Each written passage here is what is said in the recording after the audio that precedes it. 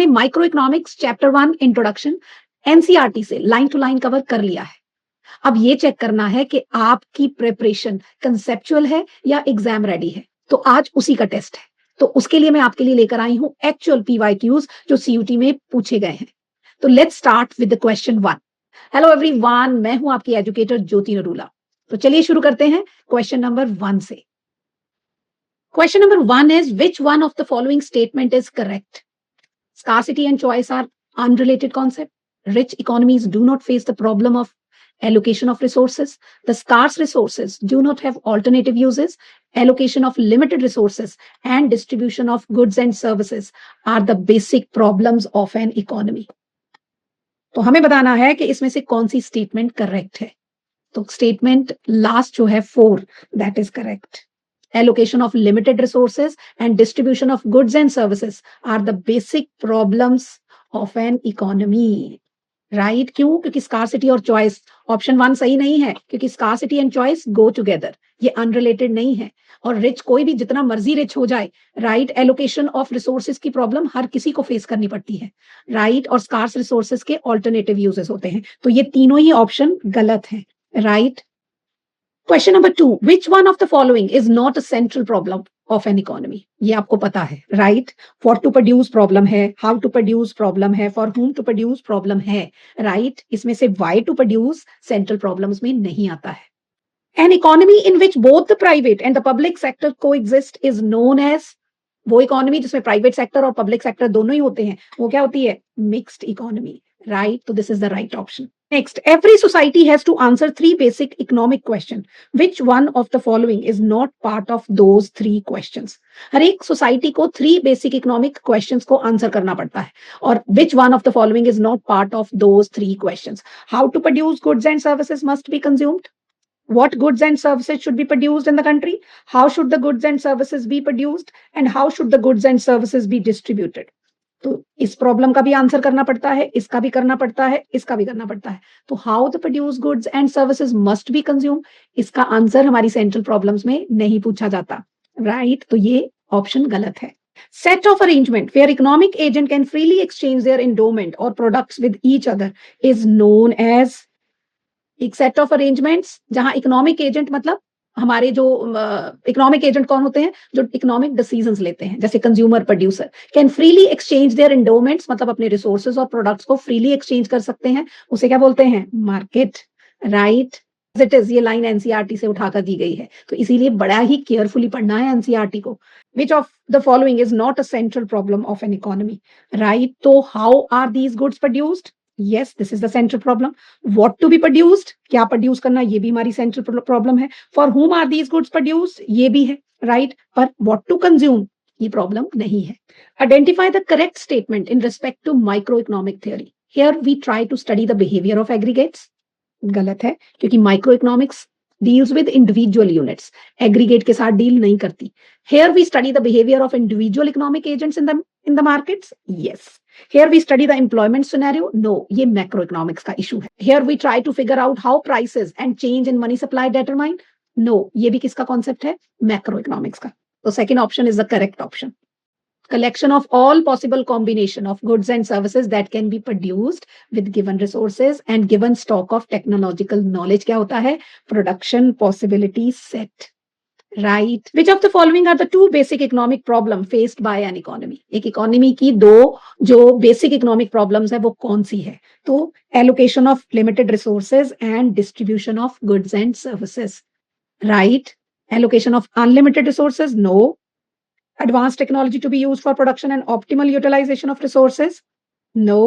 Optimal utilization of resources and distribution of goods and services, no.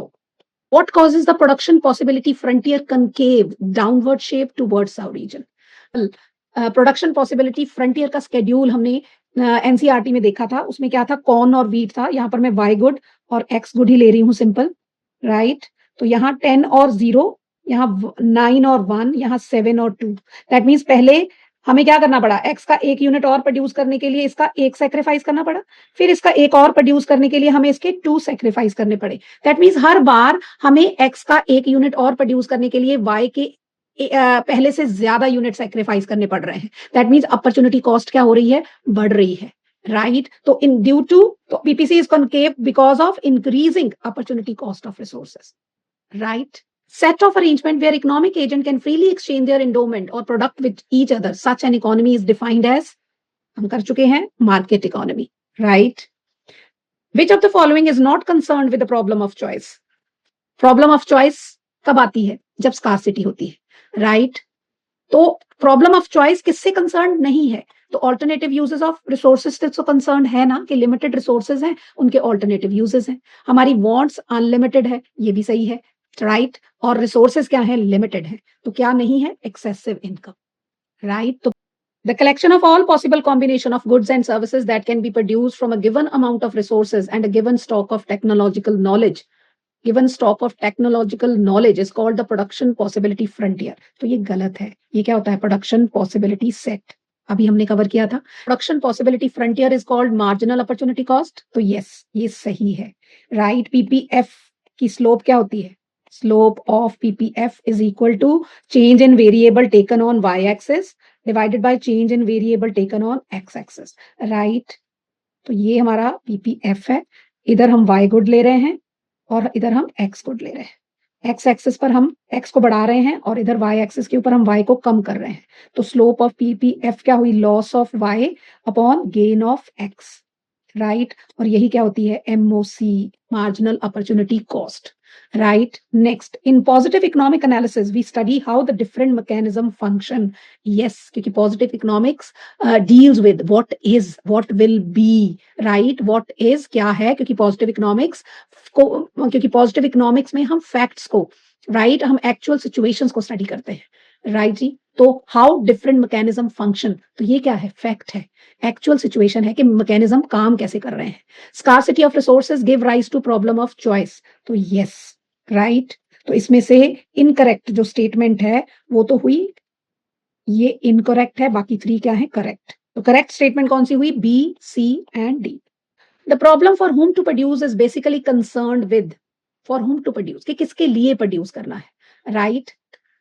अब आपने ये decide कर लिया कि क्या प्रोड्यूस करना है, फिर आपने कैसे प्रोड्यूस करना है, अब आपने गुड्स प्रोड्यूस कर ली, राइट। अब वो डिस्ट्रीब्यूट, मतलब किनको देनी है, फॉर होम टू प्रोड्यूस, किसके लिए प्रोड्यूस करनी है, तो that is what, distribution of output in the society, right.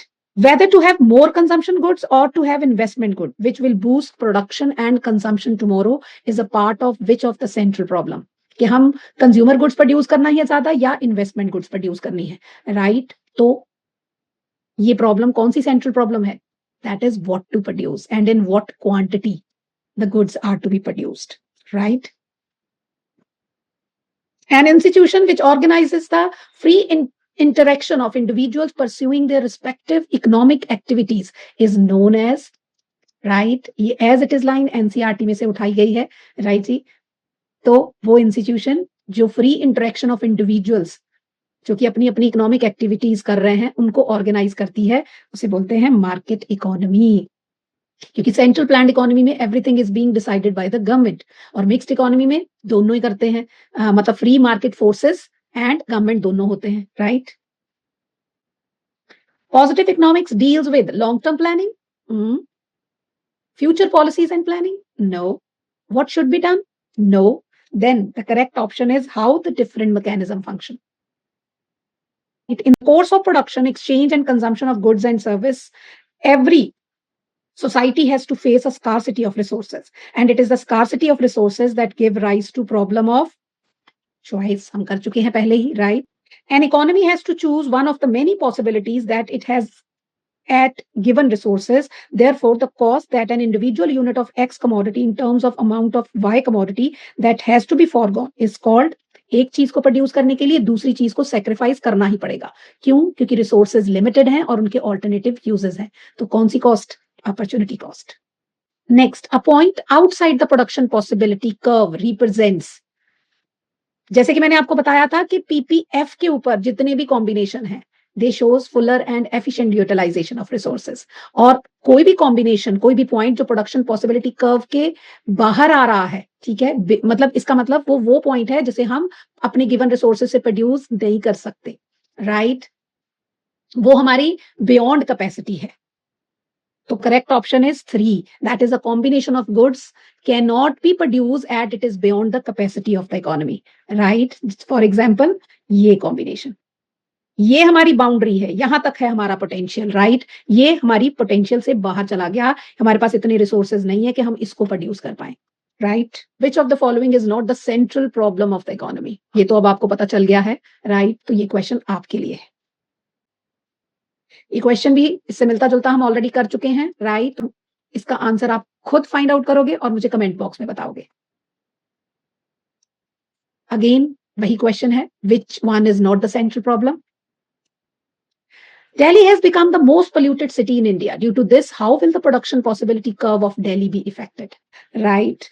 ये है दिल्ली का प्रोडक्शन पॉसिबिलिटी कर्व, राइट। ये है दिल्ली का पोटेंशियल कि वो अपने गिवन रिसोर्सेज से क्या प्रोड्यूस कर सकता है, ओके। पर अगर पोल्यूशन है तो ऑब्वियसली प्रोडक्शन कैपेसिटी कम हो जाएगी, राइट। तो जब प्रोडक्शन कैपेसिटी कम हो जाएगी तो PPC will shift leftward, right. तो option 1 is the correct.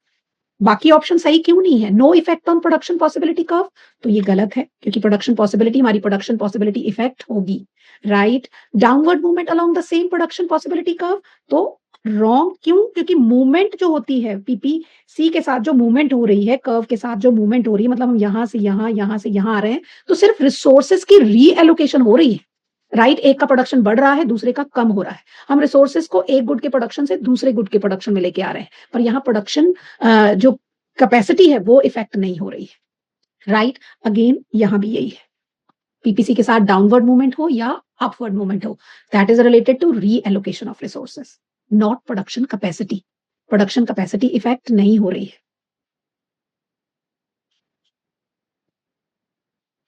Suppose an individual with same working condition got the 3 alternative job in his hand. He has selected the best and need to foregone the next best alternative. Identify the indicated cost in the aforesaid statement. ये question भी आपके लिए है, right?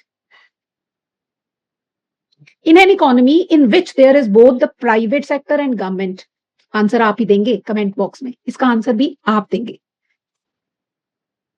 The curve gives the maximum amount of corn that can be produced in the economy for any given amount of cotton and vice versa. Right? Production possibility curve क्या show करता है? Maximum amount of corn, right, that can be produced in the economy for any given amount of cotton, right, and vice versa. तो वो कौन सा curve है? Production possibility frontier, right? The scarcity of resources in the economy give rise to the problem of, ये भी question आपके लिए है, right? Which of the following central problems deal with the distribution of final goods and services? Right जी, तो अगर आपने इन question को ध्यान से मेरे साथ किया है तो इसका आंसर भी आप जानते हैं। Do it yourself. Identify the characteristics of resources from the following. कि resources की क्या characteristics होती हैं? तो पता है ना कि resources limited हैं और उनके alternative uses हैं। तो number 1, resources are limited, right? Resources are available for free. No. Resources are scarce only in developing countries. No. Resources की scarcity सब जगह है, चाहे वो developing country है, चाहे वो underdeveloped country है, चाहे वो developed country है, right? और resources have alternative uses, right? तो option 1 and option D are correct. बाकी ये दोनों options क्या है? गलत है। Which of the following depicts the central problem of economy? How to produce, right? How to produce, कि कैसे प्रोड्यूस करना है। हमारे पास 2 टेक्निक ऑफ प्रोडक्शन है, एक है लेबर इंटेंसिव और एक है कैपिटल इंटेंसिव टेक्निक, राइट। तो अब आप ढूंढिए कि इसमें से करेक्ट आंसर कौन सा होगा। तो ये क्वेश्चन भी आपके लिए है। Any allocation of resources by the society would result in the dash of a particular combination of different goods and services. कि जब हम अपने रिसोर्सेज को एलोकेट करेंगे तो उससे क्या होगा? We will be able to produce particular combination of different goods and services, right? Allocation of scarce resources and the distribution of final goods and services are the dash of any economy. ये question हम already कर चुके हैं, right? When the resources are either underemployed or are utilized in a wasteful manner, right? तो ये है हमारा production possibility frontier. ठीक है, कोई ऐसा पॉइंट बताओ जो क्या शो कर रहा है कि रिसोर्सेज या तो अंडर एम्प्लॉयड हैं, मतलब सारे रिसोर्सेज काम पर नहीं लगे हुए हैं, या फिर वो वेस्टफुल मैनर में यूटिलाइज किए जा रहे हैं। तो इसका मतलब हम अपने पोटेंशियल से कम प्रोड्यूस कर पाएंगे ना, तो that combination will lie below the PPC, right. तो point below the production possibility frontier, क्योंकि अबव में तो ये हो जाएगा ना जो हम अचीव ही नहीं कर सकते, राइट। और जो पीपीसी के ऊपर होगा इसका मतलब हम अपने फुल कैपेसिटी पे काम कर रहे हैं, मतलब सारे वर्कर्स जो हैं fully and efficiently utilised, right. When in an economy available resources are fully utilized, at that point production of a combination of goods is known as production possibility frontier।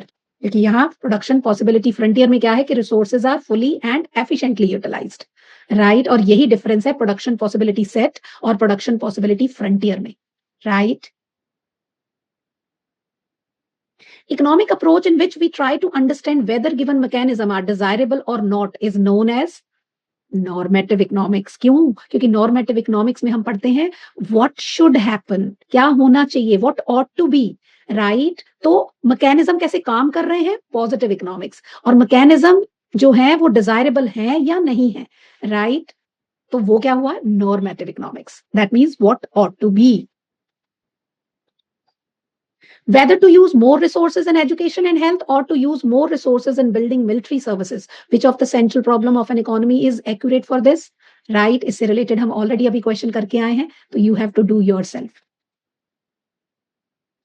Which of the main factor is responsible to create economic problem in society, right। तो बहुत सारे question कर लिए, अब ये question आप करेंगे। ये question भी हम already कर चुके हैं। Which of the following is studied under microeconomics? तो microeconomic deals with individual units, है ना, एक कंज्यूमर, एक प्रोड्यूसर, राइट, एक फर्म, एक इंडस्ट्री, राइट, एक गुड की मार्केट, ओके। तो नेशनल इनकम, ये तो एग्रीगेट हुआ, ओके, पूरी इकोनॉमी की नेशनल इनकम है, तो ये मैक्रो हुआ। कंडीशन ऑफ अनएम्प्लॉयमेंट, ये भी मैक्रो प्रॉब्लम है। टेक्सटाइल इंडस्ट्री, यस, ये माइक्रो इकोनॉमिक्स है, क्योंकि किसी एक इंडस्ट्री के बारे में पढ़ रहे हैं, तो micro economics. Revenue deficit of the country, right, तो ये क्या हुआ, revenue deficit of the country, ये क्या हुआ, मैक्रो, गवर्नमेंट बजट से रिलेटेड, राइट। Which statement is not related to normative economics? जैसे कि मैं ऑलरेडी आपको बता चुकी हूं कि normative economics deals with what ought to be, क्या होना चाहिए, व्हाट शुड हैपन, राइट। तो ये वैल्यू बेस्ड है, जजमेंट बेस्ड है। तो first it's prescribes norms of welfare of the society, it regulates in order to achieve idealized norms, it explains ideal situation and gives policy prescriptions explicitly। तो yes, ये तीनों ही statement true हैं about normative economics. It explain actual behaviour of economic agent, ये तो हम positive economics में पढ़ते हैं, राइट। तो ये क्या है, incorrect. Identify normative statement from the following. India has a high population, positive economics, fact है। India should keep a control on population growth rate, ये क्या है, normative। High population hampers growth of any country, क्या है ये, positive। India should have more equitable distribution, होना चाहिए ना, right। तो ये भी क्या है, normative, okay। तो statement B and D correct। Which of the following is not correct statement, right? Production possibility curve does not explain the opportunity cost of production of X for Y। तो ये तो गलत है, क्योंकि हर बार हमें एक चीज को प्रोड्यूस करने के लिए दूसरों को सेक्रीफाइस करना पड़ता है, राइट। तो वो क्या है, opportunity cost. Second, in a market economy all goods come with the price, तो यस, मार्केट में हर एक गुड की क्या होती है, प्राइस होती है, तो ये करेक्ट है। Micro economics does not analyse the problem of unemployment, yes, क्योंकि अनएम्प्लॉयमेंट मैक्रो प्रॉब्लम है, पूरी इकोनॉमी की प्रॉब्लम है, right. Positive economic studies how the different mechanism function, तो क्या है, फैक्ट है, एक्चुअल सिचुएशन के साथ डील करता है। तो first statement is incorrect, all the other three are correct statement. Which central problem deals with choice of technology, याद है ना, that is how to produce. Distribution of output relates to which central problems of an economy? This is for you. ये आप करोगे, ये आप करोगे। In a market economy, prices are determined by demand and supply of goods, right? Market में goods की price कौन determine करता है, demand and supply, right. Identify the impact of unemployment on PPC, very very important. Right, ये हमारा PPC है। Okay, और अगर अनएम्प्लॉयमेंट है, और एक चीज और, पीपीसी इस अजम्पशन के ऊपर बेस्ड है कि all the resources are fully utilised, fully employed and efficiently utilised. Right, तो अगर अनएम्प्लॉयमेंट है, इसका मतलब हमारे सारे रिसोर्सेज एम्प्लॉयड नहीं है। ओके, तो इसका मतलब हम यहां तो नहीं पहुंचे ना, क्योंकि ये जो कॉम्बिनेशन है इस अजम्पशन पर बनाए गए हैं। जितने भी कॉम्बिनेशन पीपीसी के ऊपर लाई करते हैं वो इस अजम्पशन के ऊपर ड्रॉ किए गए हैं कि all the resources are fully and efficiently utilised. और अगर अनएम्प्लॉयमेंट है, इसका मतलब हम अपने फुल पोटेंशियल पर काम नहीं कर रहे हैं। राइट, तो क्या होगा? Economy will operate inside the PPC. Okay, shift नहीं होगा, क्योंकि शिफ्ट कब होता है? जब प्रोडक्शन कैपेसिटी कम या ज्यादा होती है।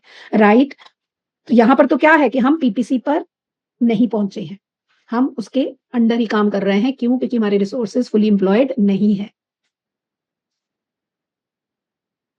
Dash give rise to the problem of choice. Right, scarcity. How will the earthquake in Turkey effect the production possibility curve of their economy? अगर किसी कंट्री में अर्थक्वेक आया है तो क्या होगा? बहुत सारी डेथ्स होंगी, रिसोर्सेज डिस्ट्रॉय हो जाएंगे, तो हमारा क्या हो जाएगा? हमारी प्रोडक्शन कैपेसिटी कम हो जाएगी, तो production possibility curve will shift leftward, क्योंकि हमारे रिसोर्सेज कम हो गए। ओके, हमारी कैपेसिटी कम हो गई। Which of the following is a part of micro economics? तो प्राइस ऑफ अ कमोडिटी, क्योंकि नेशनल इनकम, इन्फ्लेशन और फॉरेन एक्सचेंज ये मैक्रो कॉन्सेप्ट है। Problem for whom to produce is related to, पता है ना आपको? डिस्ट्रीब्यूशन ऑफ गुड्स से रिलेटेड है। Right, hypothetical economy has a piece of land which in order of priority can be used for building a school, a hospital, a factory and a residential complex. What is the opportunity cost of choosing the best alternative? तो पहला school, second number पे है hospital, third पे है factory और fourth पर है residential complex. तो next best alternative, opportunity cost क्या होती है? Next best alternative sacrificed. तो स्कूल का नेक्स्ट बेस्ट ऑल्टरनेटिव क्या है? हॉस्पिटल। राइट, तो अपॉर्चुनिटी कॉस्ट क्या है यहाँ पर? हॉस्पिटल, जो हमें स्कूल बनाने के लिए सेक्रीफाइस करना पड़ेगा। क्यों? क्योंकि हमें अपने रिसोर्सेज को लगाना है स्कूल के प्रोडक्शन में। तो नेक्स्ट बेस्ट ऑल्टरनेटिव हॉस्पिटल, हमें क्या करना पड़ेगा? सेक्रीफाइस करना पड़ेगा। राइट, आई होप अब आपको पता चल गया होगा कि आपकी प्रेपरेशन कंसेप्चुअल बेस्ड है या फिर एग्जाम रेडी है। राइट, तो मैं चाहती हूं कि आप मुझे कमेंट बॉक्स में जरूर बताएं कि ये वीडियो आपके लिए कहां तक हेल्पफुल हुई है। राइट, अब आपको पता चल जाएगा कि जब आप दोबारा एनसीईआरटी पढ़ेंगे तो आपको और कितने ध्यान से पढ़ना होगा। Right, and don't forget to like, share and subscribe my channel. Thank you so much.